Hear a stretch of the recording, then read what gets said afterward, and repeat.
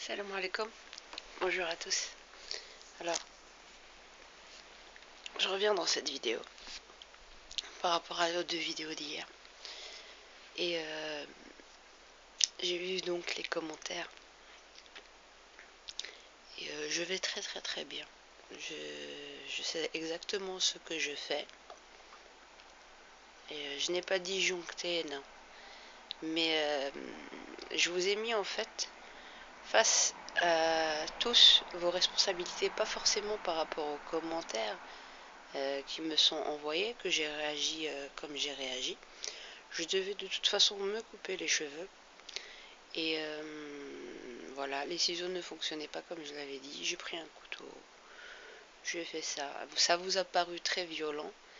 Et je voulais montrer en fait aussi la violence dans son état pur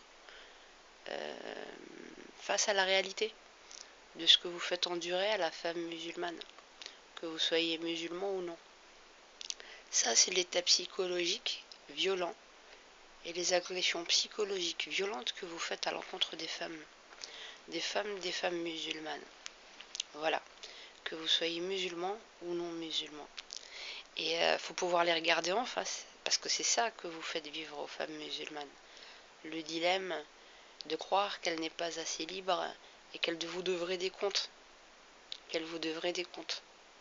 Et donc, vous avez trouvé ça violent, mais il n'y a personne qui trouve vraiment ça violent. Moi, en tant que musulmane, qui me châle les cheveux, pas à la manière que certains voudraient, mais qu'on me confisque ma citoyenneté, mon droit d'être enseignante dans les écoles publiques, mon droit d'être députée, mon droit d'être présidente de la République, de poser ma candidature, alors que on cadenasse en amont, au niveau des lois, mon accès dans les lieux de la cité avec un grand C, à tous les niveaux, que ce soit dans l'enseignement supérieur. J'ai dit que le voile des petites filles n'a pas de sens, mais à partir où on a 16-17 ans, on devrait pouvoir, comme on est censé avoir un minimum de discernement, avoir le droit de pouvoir se chaler les cheveux si nous en avons envie. Et il n'y a aucune explication à donner, ni que ce soit religieux, ni que ce soit médical. Il n'y a rien à donner comme explication, si ce n'est cette convention de se rattacher aussi bien aux traditions françaises qu'européennes dans leur globalité, dans le sens où on a aussi une grande acculturation par rapport à ce qu'était la France d'antan ou la Belgique, et on nous voudrait nous faire croire avec les luttes 68 ardes que tout ça n'a jamais existé. Or, la foi est une chose. Il faut pouvoir dissocier le dogme et de la foi, il me semble. Et la foi, elle est en chacun de nous tous. Au-delà de nos confessions respectives ou de notre athéisme, on a toujours foi en quelque chose. Et donc, ça vous a paru un peu violent pour certains, d'autres ont fait du sarcasme. Ça ne me touche plus, ça ne me touche pas.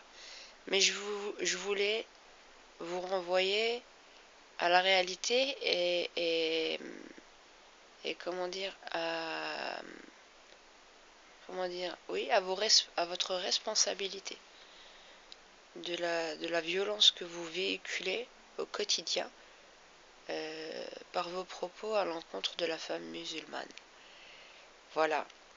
Et donc, aussi bien les musulmans que les prédicateurs, qui se permettent tout et n'importe quoi, il va falloir leur serrer les vis, que finalement l'impact que justement ces derniers ont avec les hommes de nos foyers, qui finalement resserrent l'étau autour de la femme.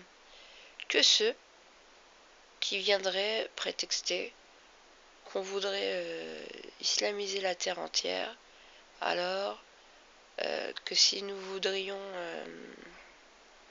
avoir, comment dire, une présence politique, histoire de faire changer, bouger des lignes à différents niveaux, hein, pas que. C'est pas par rapport à ça.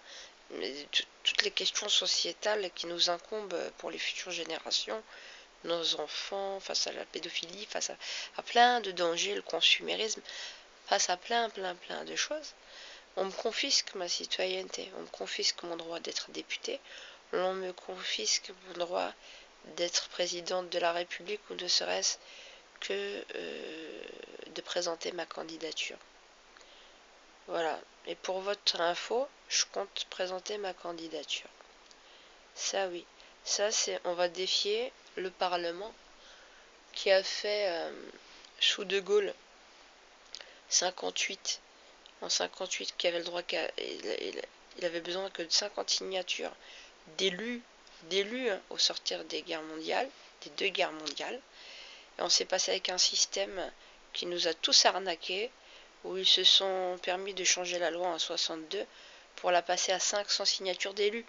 Alors qu'en fait, c'est pas des signatures d'élus dont nous avons besoin pour pouvoir avoir le droit de présenter sa candidature en tant que président de la République, mais bien de signatures d'électeurs. Et pas 500, beaucoup plus, mais faut voir comment on nous a confisqué la démocratie en France depuis 62. Voilà. Bonne réflexion, bonne méditation.